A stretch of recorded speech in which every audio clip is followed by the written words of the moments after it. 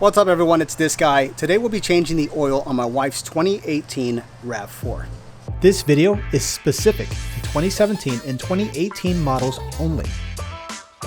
The reason is because those models have paper cartridge filters instead of a standard filter.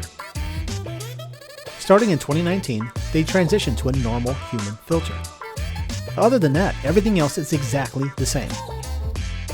The filter that we're featuring in this video is an STP SS9972 Extended Life. The oil being used is STP 0W20. The engine's oil capacity is 4.6 quarts, so getting a 5-quart tub is enough. I'm using synthetic, but traditional will work as well. The oil change will require a special tool. It's a filter removal tool. The required size is 64 millimeters, and I purchased mine from the dealer because there's a lot of issues finding one that fits correctly. A ratchet with a 14 millimeter socket will be required to remove the oil plug. A 3/4 inch ratchet will also be required for one of the steps. It actually works with the tool that I just mentioned. Also important is a floor jack and a jack stand. The jack stand is so you don't crush yourself. Maybe not necessary, but highly recommended is an oil drain pan, so you don't make a mess in your driveway. You'll also need a funnel to refill the oil, or something similar, like my Dr. Pepper bottle. I've been using this for years. Now we're ready to get started. Let's begin by opening the hood. There's a catch that you'll have to undo with your hand in order to lift the hood up, and then there's a rod you're going to use to hold the hood open. Use the floor jack to jack up the car. The lifting point will be on the side of the car, underneath here. There's a sturdy piece of frame that's right behind the tire. I'll position the jack so that it aligns with that. Once aligned, we can go ahead and lock the jack so that we can lift it. From there, just go ahead and lift the car.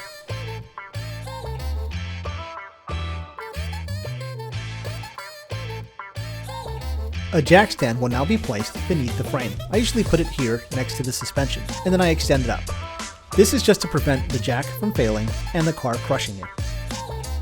A word of caution is to avoid the exhaust if the car was recently driven. It'll be extremely hot. The dealer used to service my wife's car because it was kind of new, but it sprung an oil leak on the last visit. Today we're going to find out why. Go ahead and position your pan beneath the car. If you have a piece of cardboard laying around, I'd recommend using that as well, so you don't mess up your nice shirt. So my nephew's hanging out with me this week, and I also got to cook dinner. So if you have them, I do recommend using gloves to keep all the oil out from your nail beds and off your skin. Right now we're under the car, and you got a view from behind the passenger side tire. The oil plug is located right there. The socket with the 14 millimeter ratchet will now be used to loosen the drain plug, and then you can loosen it by hand. Now I left my jack stand kind of too far up, so the oil is going to actually shoot past my pan and make a little bit of a mess in the driveway. So when you're placing that, just be cautious of it. Also, I found the source of the leak. The dealership threw away my compression washer, so I'm putting a piece of cardboard in there for now.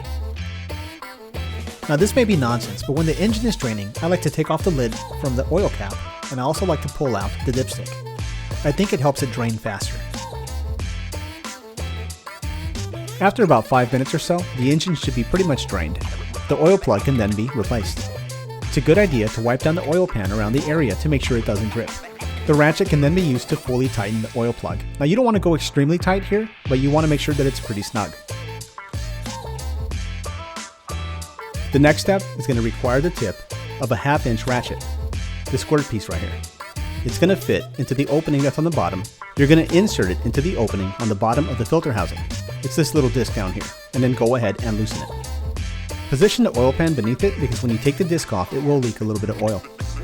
Set that disc aside and wipe it down. The replacement oil filter comes with this weird plastic piece. It actually inserts into the bottom of the filter housing. It's supposed to click in place and then drain all the oil out of the filter housing. Mine will not click in place. It'll take about 5 minutes for it to fully finish draining. You can then pop off the plastic piece and throw it away. The filter removal tool will now be attached to my 3/4 inch ratchet. Just pops on the end like this. The tool slides onto the bottom of the oil filter housing. Once it's snug, you're going to use your ratchet to loosen it. Now if you've had other people service your car for you, chances are that this piece is going to be extremely tight and difficult to remove. You can either pull off the tool and then reset it, or just disconnect a ratchet and then relocate it and then continue to loosen the housing. Eventually it's going to get loose enough that you can unscrew it by hand. Now make sure the oil pan is in place because it's going to leak oil. It's full of oil. Yeah, for some reason, even though you drained it, it still has oil. With the paper filter that's inside of it, you can go ahead and just dump that into the pan as well, just to not make a mess. I usually have a towel nearby so I can wipe this thing off before I walk away with it. The O-ring that's on the bottom of the housing here is going to pop off now. Now I think this is actually what got in the way of the plastic piece going in earlier when I was trying to drain it. But you can take this off and then just hold on to it. There's also a bigger O-ring along the threaded part of the filter. Now it's hard to see because it's the same color as the housing, but this O-ring is extremely important. I usually use a flat-headed screwdriver to remove it. Just put it underneath like this and it'll come right off. Also make sure that you hang on to this O-ring as well. Saving the old O-rings is a good step, and I'll explain why here in a minute. The oil filter that you bought will come packaged with 2 brand new O-rings. Let's go ahead and pop those out. We're going to start with the smaller O-ring. It's important to lubricate the O-rings before you put them in. Not use a dirty oil. It doesn't really make a difference. Just oil it up, and then now we're going to slide it into this groove here that's along the bottom. Now it doesn't exactly fit. It's like it's a little bit bigger, but if you work around with your thumbs, it'll go right in. The metal disc that we took off earlier will now be put on. It just screws into place.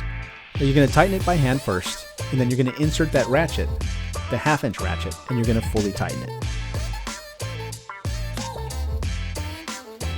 The larger O-ring will now be placed, and it's going to go into this groove that I'm pointing at. Again, it's probably hard to see, my gloves are the same color, so right here.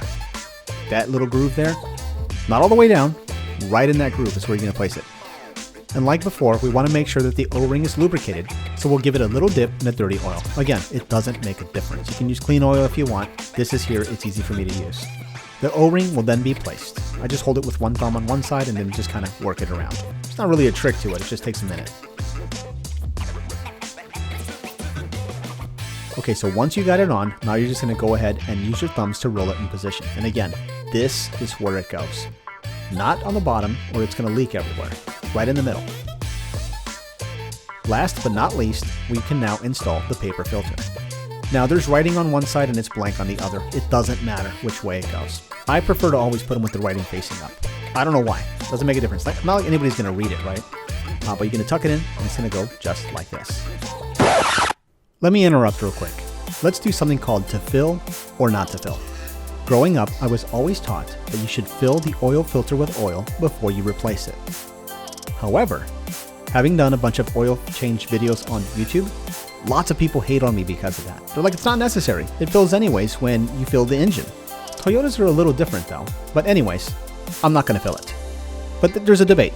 Let me know what you think in the comments below. Now that the filter housing has been assembled, we can go ahead and reinstall it into the opening on the bottom of the engine.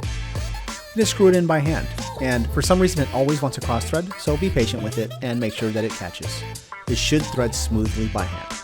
Now once you got it fully tightened by hand, you can bust out the ratchet with the tool, and you can go ahead and re-tighten it. Now since you're doing this yourself, you can just tighten it like normal human strength. There's no reason to go extreme with it, no reason to over tighten it like they do at the dealerships or oil change places.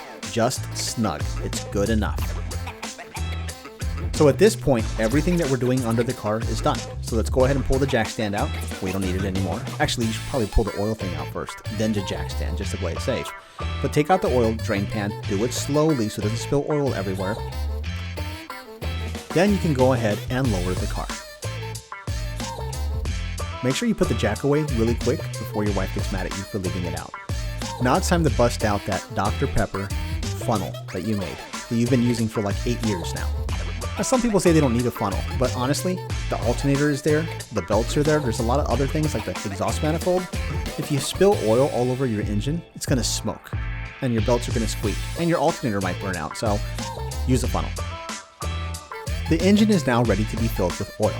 Now 4.6 quarts is the capacity for the engine, but keep in mind that not all of the oil drains out when you drain out the oil. I know you think it's supposed to, but it doesn't. It like lingers and hangs out in there. So when you're adding oil back in, I usually go to about 3 quarts. Then I'll check it, see how I'm doing. There's an indicator on the side there. and again I pour more oil. Again, my goal right now is to add 3 quarts. Once we get to the 3 quarts, then we're going to go ahead and we're going to check the oil level. You're going to do this by taking a dipstick and wiping it off. On the end of the dipstick, there's an indicator. It's like these 2 little dots. The oil capacity, or the way you read it, is that the oil line should be between these, but it should be towards the top. So go ahead and reinsert the dipstick into the oil, and for some reason it doesn't want to go in, but reinsert the dipstick into the engine all the way in, and then you're going to pull it back out, and now we're going to take a look to see the oil level. Now it's hard to see because the oil is real clean right now, but I'm about halfway between. So now I can go ahead and add more oil. Now since I was in the halfway point, I know that it's safe for me to add at least another quart of oil. So I'm going to go ahead and do that. Then we can go ahead and stop, take a look at the side of the container to check your progress. I know it's not perfectly level, but it's pretty good. It's a pretty good way to do it. So once you've added the oil, you're going to wipe the dipstick off, you're going to put it back into the engine, and then you're going to pull it out. Now we're going to take a look, and actually I'm spot on now. I've only added 4 quarts, so there's 0.6 still that was still in there, and I'm done. I can go ahead and reinsert the dipstick back into the engine. Now some people will run the engine and then check it again. That is a good practice, but for the sake of the timing of this video, we're done. You can go ahead and we can replace the lid or the cap to the engine oil fill area. And pretty much done. We've pretty much finished the oil change now. We can go ahead and put the hood back down. This should probably take about maybe between 15 to 30 minutes, depending on how fast you are. The next step now, we have to reset the oil light or the maintenance light. We're going to use these directional buttons here and then the button in the middle to make our selections. I think you already know how to do this. I mean, you know how to use your functions in your car, I hope. So, I mean, this is actually the easiest car to do. So what you're going to do is you're basically going to turn the car on. That's the first step. Just turn on the car. Now, while the car is running, you're going to use the directional pads now, and you're going to navigate to the settings, which is this. If you scroll over, it looks like a little gear. We're going to go there. Once you get to the little gear, you're going to scroll down, and you're going to find the one that says Vehicle Settings. Go ahead and select that, and you have one option, which is going to be Scheduled Maintenance. So go ahead and select that. Now it's going to say, do you want to reset the data? We're going to say yes. And that's it. You've now reset it. Your car will not annoy you about going to the dealership or needing maintenance. So it's done. Now you can go ahead and just back out of the menu, back to where you started. Oh, the no messages is your indication that it doesn't need an oil change, so you're all set. So the next few minutes now are going to be about cleanup. You don't have to watch this, but I just want to show it to you. It's a best practice to save an old oil container. And the reason is you put your Dr. Pepper funnel into it, and then you're going to pour the old oil into it. Now, you want to put that cardboard down though, because it's going to spill. I don't care how careful you are, it's going to spill. So go ahead and slowly pour it back in. Look, I spilled it. Once you fill the container, go ahead and replace the cap. Another thing that I do is I put a red X onto the label so that I know it's dirty oil, so that I don't try to make an oil change and put dirty oil back in there. Now you're ready to recycle this at your AutoZone. And the cardboard, you just throw it away. Put it in the trash. That's it. No mess on the driveway. Awesome. And just like that, we're all done. If you find the video was beneficial to you, I ask that you support the channel by simply subscribing or liking the video. Thanks for watching.